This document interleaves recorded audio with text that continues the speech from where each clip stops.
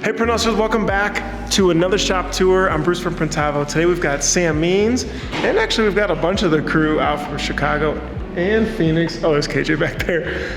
We are hanging out over at Hello Merch. I believe you guys got a bunch of different brands in here. But Sam's gonna show us around. We're really excited. Let's take a look. All right, Sam. Wait, so you gotta show us this really cool space here, because this is ultra vibey. Yeah, so this is now an office. We moved into this building just about 2 years ago, and when we moved in, this was, I'll show you next door, there's an event space, and that was the plan, but then COVID hit, things got kind of crazy, so we sort of just didn't do that for a while, and then over the course of the next 2 years, just grew and started a couple other things, so this became an office instead of what was like the lobby for the event space next door.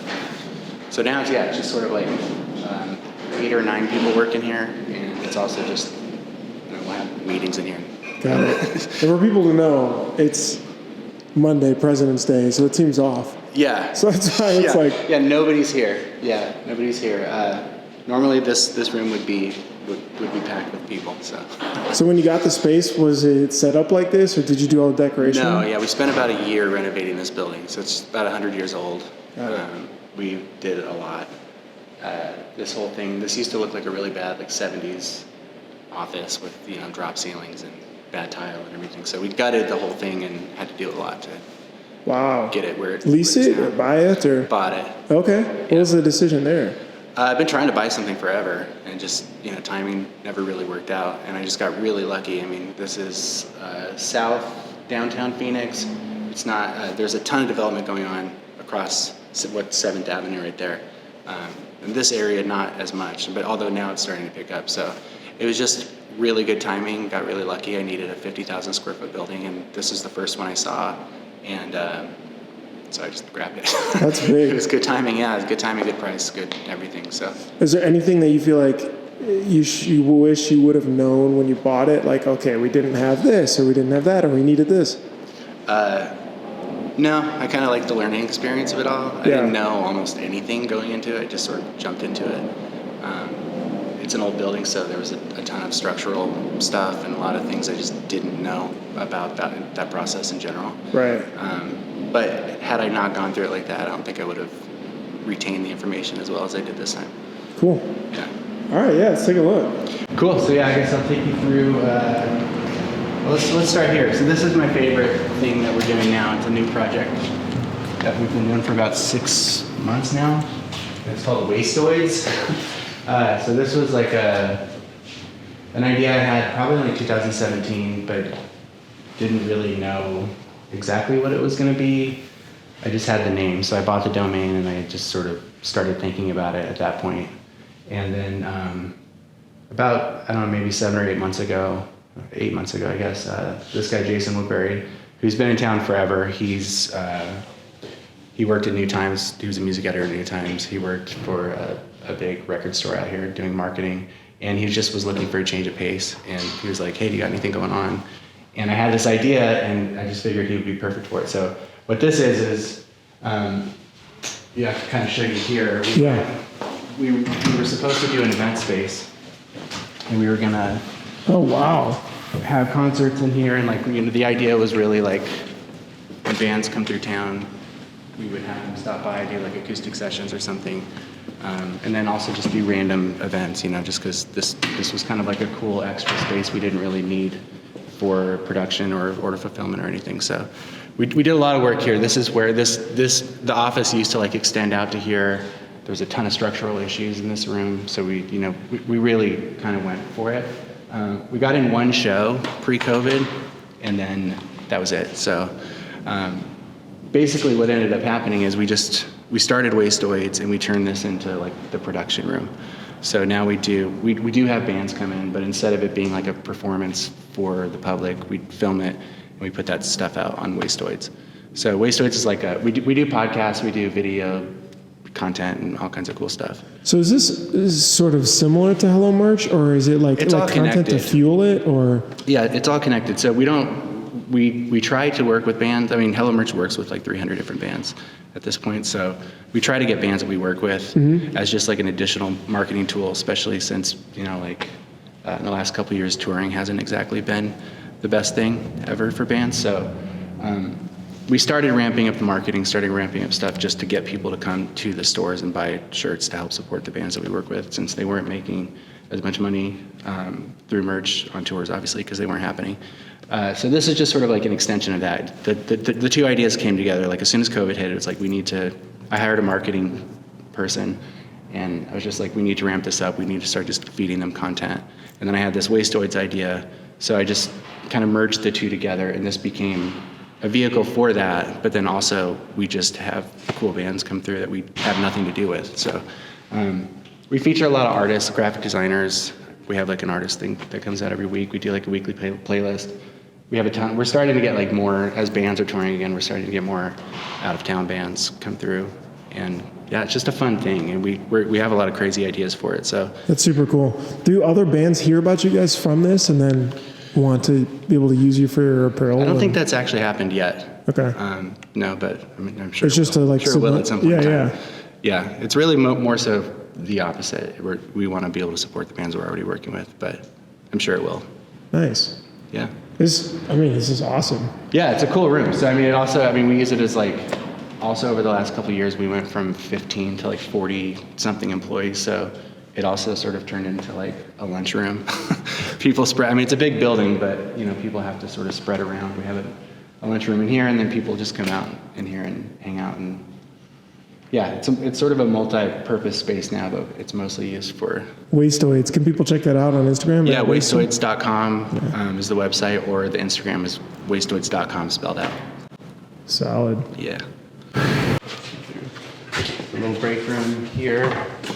So initially it was going to be a break room, but then it was also sort of doubled as concessions for the event space. So the first and only show that we got in here, we were selling popcorn and water and fun stuff. Out through the window? We'll pass through, and then that didn't happen anymore, so.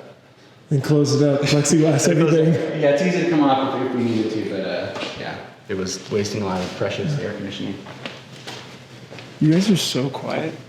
We don't want to show up on film, man.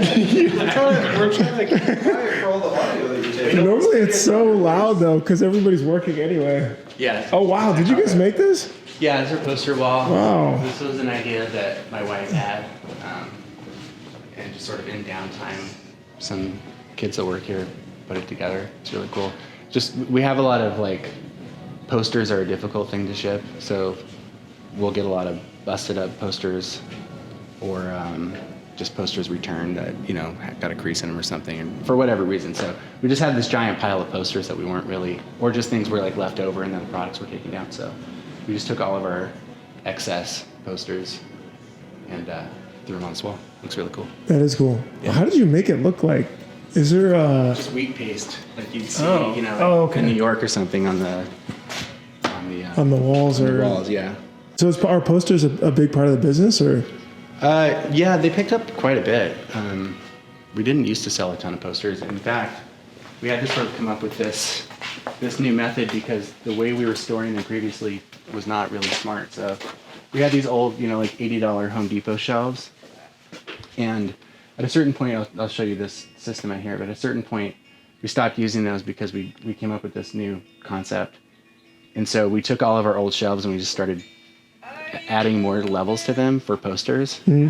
But then that just became super obnoxious. So came up with this idea, which was just buying like old small pallets. Oh, and cutting them? Oh, pallets. These are the actual pallets. Yeah, and then we can, everything here we try to put it together in a way that we can easily move it. So almost everything is on pallets, which is kind of great. So I'll explain what's going on over here later, but when we came up with this system, we were about to move. So we just put it on pallets and like strapped everything. And then we realized that was just a good method always, because if we ever need to expand or like add another row or do anything, it's just really super easy to move it. That's awesome. So what's the QR code and storage system here? So we made that. It's an iOS app. We run Shopify, so it's just we have a ton of custom apps that we built on Shopify. Mm-hmm. So basically this would just be like you'd scan the packing slip, QR code. It would pull up all the products that you need to pull. This is all in chronological order, so it'll walk you from 1 to 10, so you're never backtracking. And just as you're scanning, it's just like a typical thing you would see. Got it. And then when you pull it, you scan it too? Yeah, when you pull it, you scan it. It verifies that you're scanning the right thing. If there's two, it'll say grab another one. If you grab the wrong thing, it'll be red and tell you it's wrong. Got it. And then when you're done, you close it out, you scan the packing slip again, and it closes the whole thing out. And then that whole process is being timed, not to really like, not to get on employees or anything about time, but just so I can sort of gauge that moving forward. Like if we have a big pre-order coming up, I can go look at a similar one and see like how long did that take to process these orders, you know, so. Smart. Cool. Yeah. And if something goes wrong, we can go see who did it. And again, not really to yell at them or anything, but just to be like, hey, do you remember packing this order? Something went wrong, or we can just go and check the bin and see if someone put something in the wrong place or something. So it's a good way to just verify problems, like fix problems. That's very cool. Yeah. And do you have one person going around picking and shipping every day? Or I mean, it looks like there's rows and rows of... Yeah, I mean, right now we have 5. We're in a pretty crazy transitional period. We're starting a nonprofit. So our warehouse manager is moving to Nashville, but she's gonna be running this nonprofit from Nashville, which is really cool. So another person who was one of our packers is now moving up to that position. And then we had someone move from here who had been here for years into Wastoids. Mm-hmm. So we have a lot of people just moving up and moving around. So but you know, in this, it's kind of slow. Like it's always just slow at the first part of the year. There's not a lot of releases. It's not as slow the last couple of years because we have a lot more carryover from the year before because we have so many pre-orders happening now at this point. So, you know, in March, it starts picking up and we'll have up to 6 people packing, and then typically like 3 people pulling would be enough for that. So we'd have a few people just kind of pulling and dropping off at these stations, and then 6 people packing. Got it. Very cool. Yeah. And a lot of this stuff, is it printed in-house in this building too? Yeah, it's all in-house. Oh, okay, cool. So I'll show you that. Yeah. Is this music too loud? It's fine. Oh, that's great. Okay, cool. I'll show you this room too. This is our day-to-day vinyl pulls room. So we sell a ton of vinyl here, and we have these sheds everywhere because this is Arizona and it gets really hot, and I'm obsessive about making sure I'm not ruining thousands of records at any given time. So this is an air-conditioned room. This would be where you would just be pulling like normal orders. So this is like pretty active live stuff. And then as we're walking around, you'll see sheds everywhere, and that's like overstock. So we just keep adding sheds as we need them. But this is also getting kind of full, so I think a plan is like maybe we'll make another room here under this staircase at some point. So, but yeah, this is kind of a fun little room. That is cool.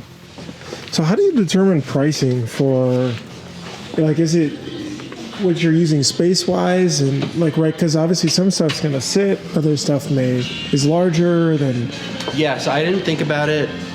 I'm pretty casual about that, probably, which probably isn't great on a business side, but early on, like the concept was just everything is just a flat rate. We don't charge for space. We don't charge for volume or anything. It's just we just sort of like grow with you or whatever. So for years, I would just kind of take whatever, and it was fine. And we were growing, and so every couple of years since I was renting, it was really easy to just move up into a bigger space, and then. But then, when we came in here, the space became way more valuable. We're going to be here way more long term because we own it. So now we just really started cracking down a little bit on making sure that we're not keeping dead stock, which is just smart anyway, because I don't want to be a storage space. So most of this stuff is really active. If we do have, like when we're getting shipments of vinyl, we try now not to take everything. Like just send us what you think we're going to need. And then we look at everything. We have another hire that came out of the last couple of years, or the last year actually, is just like a full-time inventory manager. Mm-hmm. So we have someone that their entire job is just checking stock all week long for restocking, but then also making sure, like, hey, this product has been sitting here forever. We should get rid of it. Got it. So then we contact whoever and say, like, hey, you have a ton of triple XLs or whatever, or all these hoodies that came back from tour have been sitting here for a year. It's time to donate them or sell them for $1, do whatever, like do something to get rid of them. And do you just charge per pick? We just charge a percentage on the gross sale. Got it. So that's it. I mean, that's the only cost. So It's, you know, I feel like it works out. Like when I do the math on it, and when I look at the additional resources that it would take to do that accounting, and to like we've done some like subcontract type stuff in other countries where I've been involved in that kind of accounting, where I have to look through all these invoices and figure out like who to bill these specific pulls from, or like inventory out, inventory in, return fees. Where I've just talked to a lot of people who have come over here from warehouses that have all these like various menus of charges that they never really know what's going to happen. It's obnoxious. Like it's just super obnoxious. It's just so much easier, especially for me, because I'm still like one of the last sort of day-to-day things I do is the accounting, which hopefully this year I'll be passing off to somebody else. But I do the royalty accounting, which is another custom app that we've built just to make my life easier. So you will build these apps into Shopify. Yeah. And you work with some sort of development team somewhere to... Just a dude. Okay. A dude that I came across, I met, who coincidentally lives in Arizona, and he became just a friend, and we just built all kinds of stuff. So wow, okay. We built like a media mail app, which we needed for years because I sell so much vinyl, and there was no way to like not display media mail. I think that was one of the first things that we built. Whereas like if you bought a T-shirt and a record, we would have a disclaimer that would be like, "Don't select media mail if you have a T-shirt," and people would select it anyway because it was the cheapest thing. So we were constantly having to do things. Our woes with shipping as well. Yeah. So one of the first things that we built was just like, hey, could we just have a media mail tag in all these products? Like if it's enabled for media mail, and then if there's a product that doesn't have the tag, just kill media mail. That was like, wow, saves so much time. We could just build stuff to make things way easier. So yeah, we've done a ton of stuff. We've built like a warehouse, the full inventory system, this like really beautiful warehouse map, the whole barcode system, the scanning system, SoundScan for reporting to SoundScan every week. What's SoundScan? It's just reporting sales to charts. So like, you know, like if there's a big record release or a vinyl release and they want to make sure they get on the chart, if they do 1,200 sales of some record, every Monday. To count on the. Every Monday we'll report for the Billboard charts and stuff like that. So that was another thing that system is actually pretty archaic. Like we have to upload an FTP to an FTP, like from a text document. I don't know how they haven't changed this over the years, but you have this like string, the UPC, and then you have to add the zip code of the billing zip code, and then this other string. So we just built an app that like puts all that stuff together and generates the report, just uploads it to the FTP. So that's really cool. It's easy because it used to suck, and then as we've grown, all these things have obviously gotten so much more difficult. So right, that's cool. We've seen so many shops just hire, different contract help to automate and tie things together. And yeah, I've tried a lot of stuff, but for the most part, I mean, we obviously use a ton of software, and we use Printavo, but like for a lot of things that we really need to be exactly a certain way, we've just had to make it, This is a work in progress by Chris, our customer service dude. He's been painting this in his spare time. He does a lot of our tie-dye too, which is really cool. We need a good little shot of the grid. Oh, sick. These are all, this would be all soft goods. So this system we came up with probably about 6 years ago. We went through a process with this company designing these boxes. They stack like Legos. They just have little... Do they sell these boxes? Or was this custom for you guys? It was custom for us. I mean, I actually thought I invented this, and then I found out later that I guess Amazon has something sort of similar. But someone who worked for us had sent us a picture from an Obey warehouse sale, like a clearance sale, and they had just stacked T-shirt boxes and then cut holes on the side. And we were like, that's such a good idea. We should just use cardboard boxes and figure out a way that they all like interlock. So that's what we did, and then we stacked them on pallets because we thought we were moving. And then over time we just realized like this is a great system. It's so easy, it's so cheap. We just buy, we just buy flat boxes. We have them still at any given time. And if we need more rows or we need to like do a little pop-up somewhere, we can just take some and build some boxes and throw them up anywhere. So it's a cool system. And then it has like a divider that you can put in or not put in the center of each one of those things. So if it's fully used, it's 24 SKUs, but it can be 12 if you don't use the divider. So if we're doing hoodies or something kind of thick, we'll take out the divider so we have more space. So this is the music studio / podcast studio / my office / whoever wants to come up here and work does. Swag. We have a lot of meetings and stuff up here too, but this is fully it's fully set up to be a recording studio. I'm a musician, so I actually recorded my first, not my first EP, but my first EP here. Really? October. Congrats. So that was fun because I really got to fully utilize it. And then now we just do it. What's your band name? It's just my name. Okay. My name, yeah. I used to be in a band years ago called The Format. It was another COVID thing. We got back together after 12 years, and then the whole tour got canceled. So I'm just psyched because I've just collected all this stuff over the years from being, in bands and stuff, and now we actually get to utilize it for all kinds of other things, for the Wastoid stuff. So we just did a really cool recording for this guy, MC Magic, and we put a band together for him and did this really awesome thing up here this weekend. It was cool. So yeah, this is all set up, and in here would be like the control room. And I also just work out of here. But just kind of set up. Got the nice manager's window up here. Yeah. Keep tapping everything. Knock on the glass. Just tap on my watch while I'm staring somebody down. But yeah, it's all the gear. Everything's just kind of ready to roll here. It's a beautiful space. Thanks. Yeah, man, this is really well done. Thanks. Yeah, this was just like a dead loft, and we had to secure it because it wasn't up to code at all. So we had to secure it with some steel beams, and then we built it out and figured out how to, because it's just like, you can just barely walk under the beam. So we had to figure out a way to get in here without hitting a beam to be fully to code. So it just ended up working. It was like a really kind of amazing engineering thing by our architect who put this thing together, but it ended up being great. Yeah, so the Wastoids has just a bunch of different, we have a few different podcasts. So that we have a weekly one called Claire Audience that is recorded up here every week. And then we have more just kind of random interviews and stuff that we do. But yeah, getting a lot of use out of the space now, which has always been my dream, just to have a thing where I could have all my stuff and like other people can use it too. Damn, I wish Stuart could have seen this. I'm taking pictures and sending it to him now. Our CFO's coming in this afternoon. He would be salivating. Oh, yeah. Such an intentionally done space. It is so rad. It's beautiful. Thanks. Yeah, that's another thing that came out of COVID is I just started talking to a couple other companies like screen printers who were getting into fulfillment that just sort of admired what we've done over the years in fulfillment, and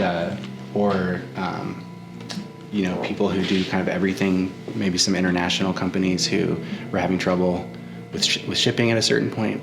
So I got on some phone calls with like maybe 5 different companies in 2020, and I'm in a business group, which has been very helpful for me because I'm not a business guy at all. Like I just completely fell into this. What's the group called? It's called EO. Okay. It's like a global thing, but each city has a local chapter, and it's just been really helpful to just if there's something I don't know, even if it's just something as simple as like a payroll thing or anything really, it's like you just have this group to go and get some support in some way. So while I was talking to somebody in Germany, I was like, we should start like a group where we're just helping. Like this is crazy. Like we're all really cool. There is no really cool meaning like we don't have this mentality that used to exist with a lot of merch companies back in the day, which was basically like the merch business mentality where super cutthroat, lots of poaching, lots of crazy stuff going on.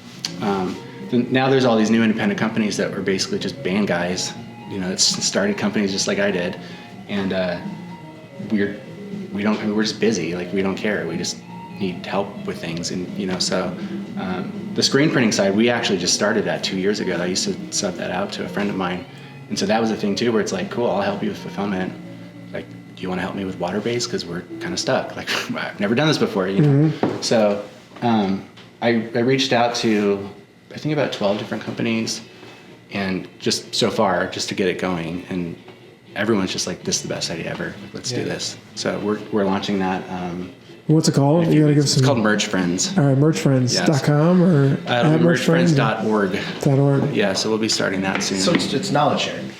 Yeah, so we're gonna do like monthly webinar stuff, just for educational material, and then we're gonna have an annual conference meetup. Maybe probably the first year will be just like a meetup somewhere. Yeah. And then maybe 5 years from now it'll be something cool. Heck yeah. Cool. So we can help. Yeah, text me after. Yeah. There's a bunch of shops. I was like, ooh. Yeah, you guys are on the list. I feel like it would be good for you to be involved in some way anyway.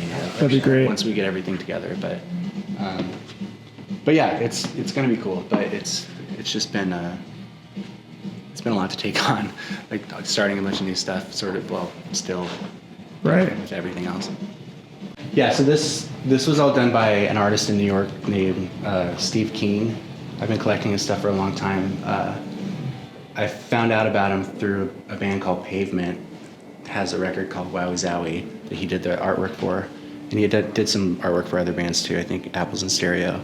But his method is, he's just super, super prolific. I think he has 350,000 pieces out in the world. And he'll just set up like just this massive palette of cut up wood, and he'll print the same thing like 30 or 40 times, which is really cool. So he used to do it on the street. Now maybe he still does, but he has a studio in, I believe, Brooklyn somewhere. And I've just been collecting this stuff for a long time. So like you can go to his website and send him $40 or something, and he'll send you like 8 completely random things. These things are just totally, you don't know what you're gonna get. But then you can also go to his eBay store and buy 4 at a time these music covers that he does. So I've been slowly collecting all the Beatles record covers, and I have some doubles, and I'm using them for window coverings or whatever. Because like sometimes it'll be like maybe I really need. We sent you something else. I really needed Let It Be, and like Let It Be was part of this other. They had 3 other ones that I already had or something, so I'll buy that, and then I'll just give the other 3 to someone else or something. But it's cool. I mean, I have probably way too much of it, but I really like it. And it's good for sound, like for in the studio, like just, there's lots of... things for the sound and not... Yeah, this is a really amazing sounding room because of the bookshelf and the wood, and just there's so much wood everywhere. And then obviously all these other things too, so... Prior to moving in this building, basically like the best case scenario if you worked here was you would become like a warehouse manager or something. But we hire almost exclusively band people or creative people. So I wanted to change sort of like where they could end up in the trajectory of what just basically where you could go when you start here. So now that we're starting these other things like Wastoids and the nonprofit, and we have some other stuff I'm working on that hopefully will happen someday. The cool thing now is like you can come in, you can, maybe you're folding t-shirts or packing orders or something, but then within a couple of years, maybe if you're really into photography, then you can like move up into the marketing job, and then you can move from there into Wastoids. Or if you're into recording, we're gonna need help like with engineers for the podcasting stuff, so we also just have like a lot of people just who do want to do things, like they are just already helping out. Like one of our podcasts, our folding lead, Mandy, records the podcast every week. We like came up with this character, and she just plays the character on the podcast every week. And so it's cool. Like we're just like, or we'll have like one of our printers made a commercial for us, So it's really cool to be able to utilize all the talent, and then it just breaks up the job a little bit for people too, and hopefully they're not stuck in like a boring job forever. Yeah. So, yeah, this is the old shelving. So we still have to use it for heavy stuff. It works good for that. So this would be like accessories, CDs, anything that's bulky, and then we keep these to soft goods.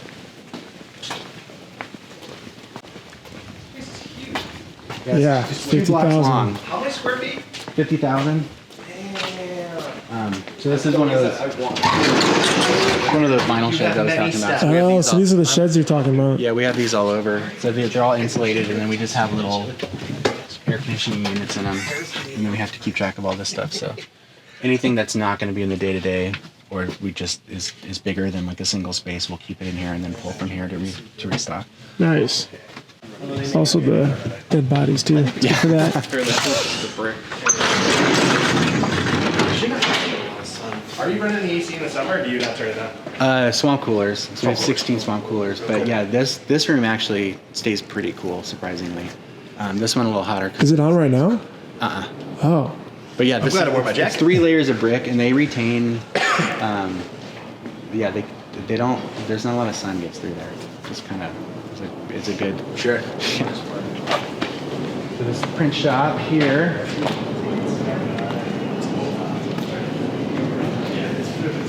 So we have 3 autos. It's all workhorse stuff. 2 dryers, manual, a couple time printers, and yeah. So spread out in here. I'm so used to seeing everything set. yeah, tons of room, which is great. So we're like ready to go for a 4th machine at some point. It's all the electrical's pulled. We just have to do the drops, but this room had the most work done, so we had to. It's fully. I mean, everything was gutted out of here. Like all the electrical's brand new. Everything's new. This was the hardest thing to sort of whip into shape, but we had a ton of room, and so we were able to really space stuff out and utilize it in a way that makes it pretty efficient. You know. So yeah, this is just kind of folding everything. It's bagged and barcoded for the store here. 2 easy folds. You guys like them? Yeah, they're great. We have one for a long sleeve and one just the short sleeve one. We got the second one last year just because we were doing a lot of folding. Prior to moving in this building, folding was just sort of done whenever we could get to it.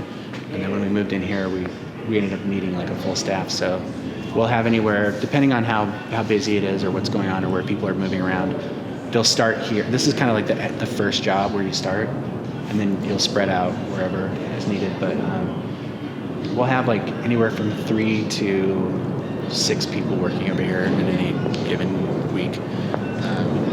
Yeah, I must say the openness here is really nice. Just the space. Yeah. It's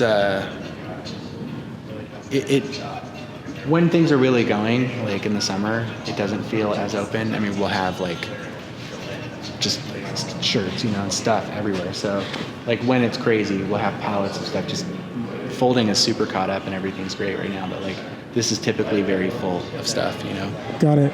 This is where kind of like all of our prep stuff just ends up on these carts kind of sitting here for the job. So this at any given time can be really full. And then I don't know what we're going to do once we add that other machine, because this is everything that comes in ends up over here. So all the jobs that are as they're getting boxed up and down, we sort of do that over there. But yeah, it works. It's nice. I mean, it's still like, even when it's packed, it's still very open comparatively Right. to a lot of shops that I've been. Well, I must say too, the loft feel is just adds a nice lots of nice light in here. feel. A lot of windows. Yeah, we add that used to be a train door, so we added that roll-up door. We couldn't open it before, so we added that last year so we can open that and get some good airflow, and then just extra light, because that's our 12 color and it gets the most action. So yeah, it's nice to have the extra light and some airflow over there. And when did you buy all that equipment? This is 2 This was years. like the end of 2019 is when, like, November I think was our first week where we just sort of jumped into it. Why did you decide to bring it all in house? It needed to be in house. We were running the warehouse in my previous space, and we were essentially running out of 3 separate warehouses, one of which was across town, and it just wasn't efficient. And so I needed it to be in house, and the person who I was working with before didn't want to be here, wanted to stay in the shop. So just logistically, I needed it to be here. I needed every single thing to be in this building to be able to continue scaling at the pace that we were scaling. It was just impossible to keep driving every single day across town to bring all the web store stuff back, try to get it folded, count it all. I mean, we'd have to like double count everything because we'd have to make sure the counts were right. So it just wasn't a good situation. Sure. So, how did you discover Printavo and all of this, given that you didn't come from screen printing? I've always had something. We used Basecamp early on, so because I had to communicate between the other shop, like we had to have really efficient communication. So we used Basecamp for years, and then I brought Slack into the mix, so we just had like super open communication there. Then we moved over to Teamwork, and we tried Monday or something. And then I had tried Printavo. I think I did a trial. Actually, I was looking for your email, Bruce, and I found like an old exchange, I think, when you like first started it. And it just didn't have the stuff exactly that I needed. It still doesn't. There's a couple things, we're talking later. There's a couple things it doesn't have. That, like, That's how they get you. yeah, we still use, now for like a lot of stuff, we use Asana for like a ton of stuff.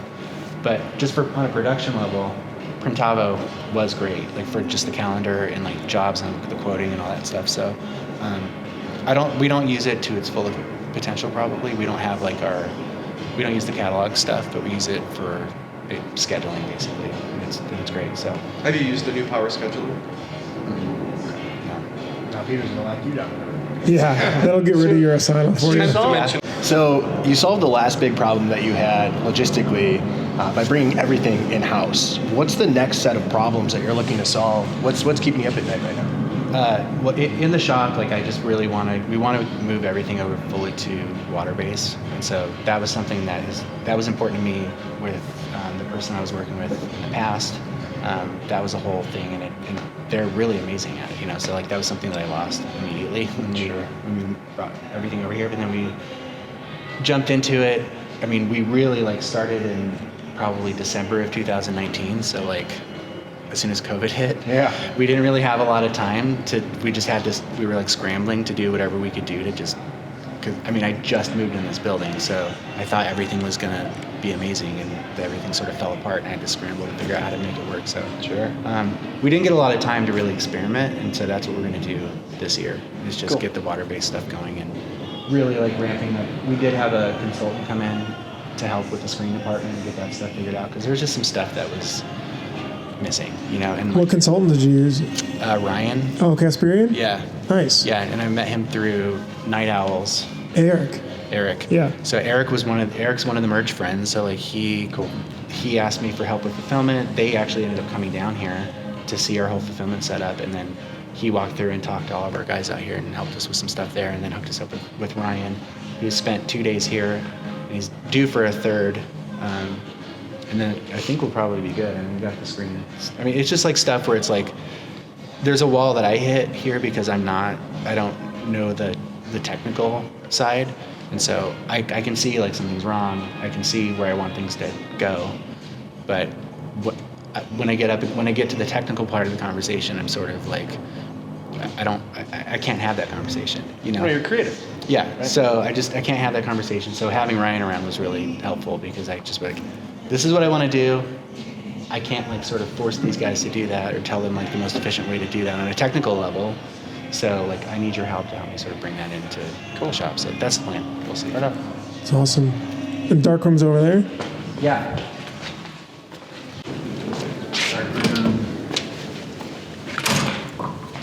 So pretty typical. My desk, got the spider. And, this was a Ryan thing. It was sort of like semi-auto coder, which has been helpful. Just keeping everything consistent. I haven't seen that before. Yeah, I've only actually seen it in action a couple times because it's relatively new. But yeah, you just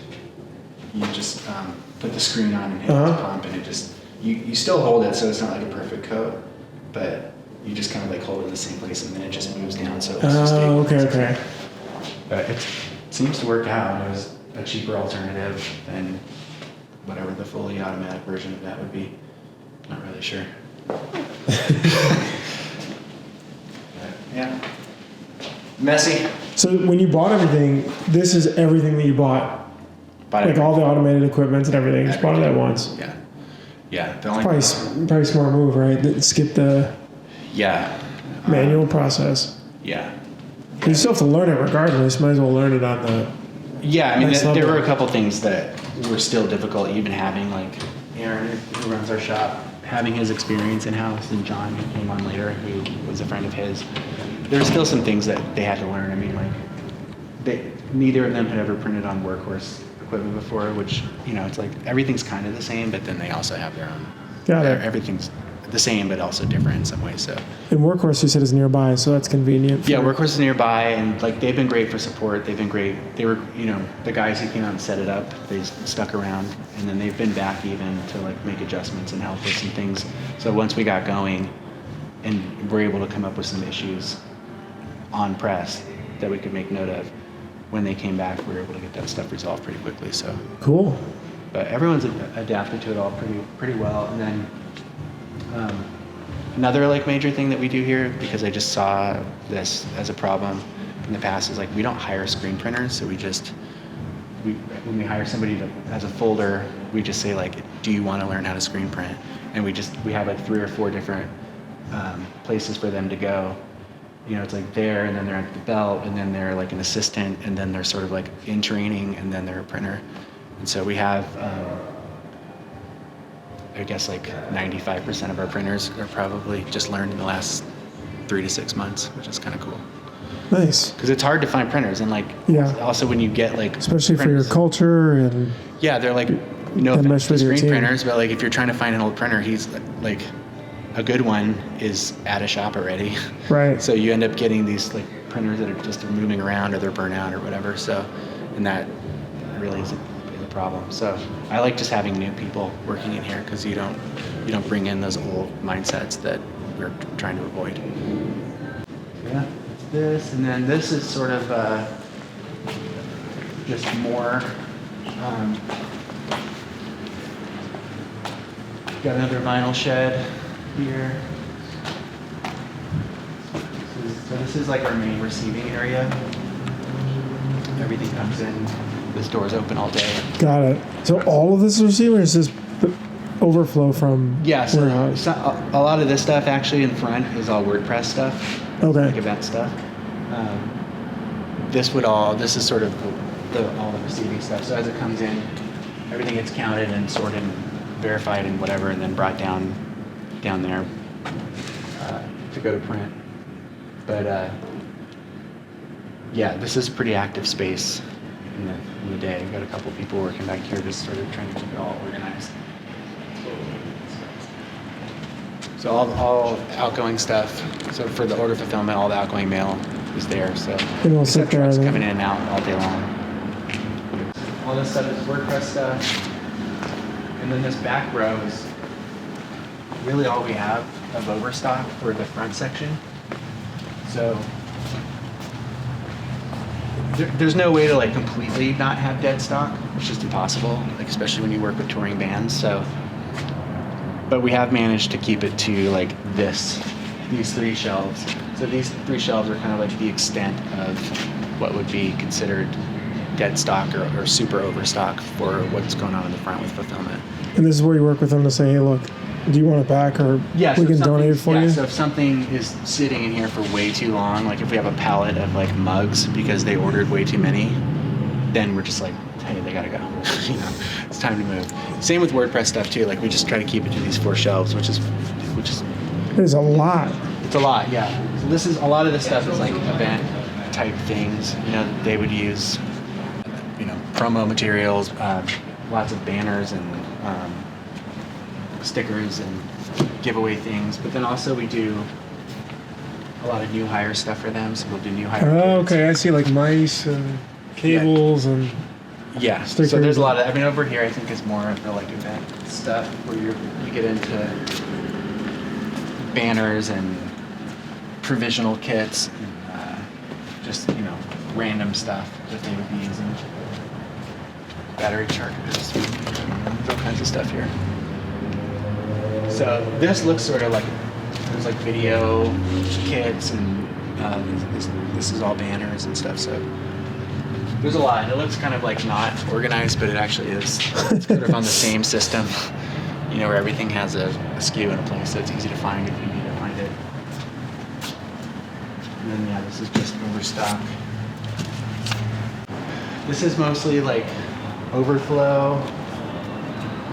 So if we're manufacturing like custom blanks, or we have a really big job, that stuff will live here. It's just kind of like overflow stuff. Or if we have a lot of event, like WordPress event stuff that isn't going to be touched for a while. So this is just sort of like long-term overflow. And we try to keep this pretty clean too, but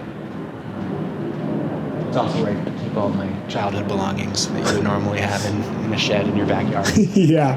This is my garage. This is actually really cool.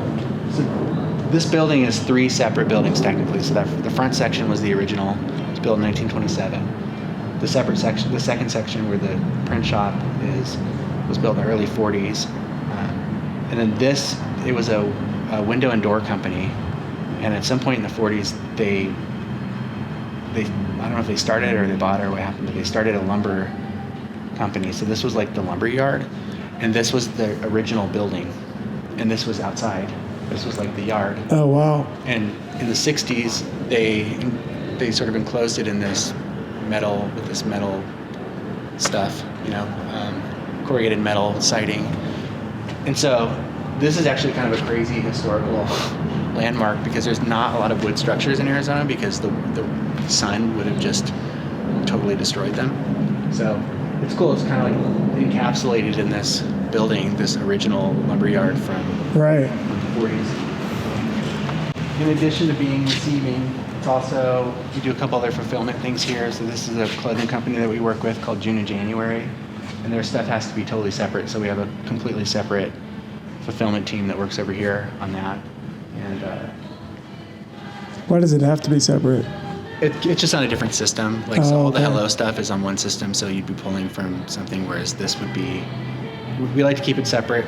The deal with them is like they just wanted people that really knew what their product was because they had been working with warehouses that weren't necessarily maybe hiring a lot of temp work and like weren't familiar with what was going on. So we just have a crew that like knows what they're packing, knows what they're pulling. They have a really strong community.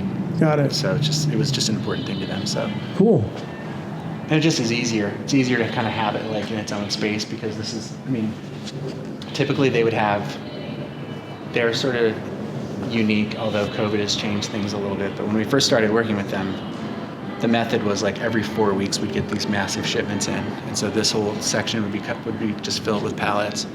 And then they would do these huge sales and sell like most of it. And then 4 weeks later, like a new batch would come in. So we'd spend like a week sort of getting everything in, a week fulfilling all the orders, and then like a week or two kind of like recovering from it all and like organizing what was left, and then the new thing would come in.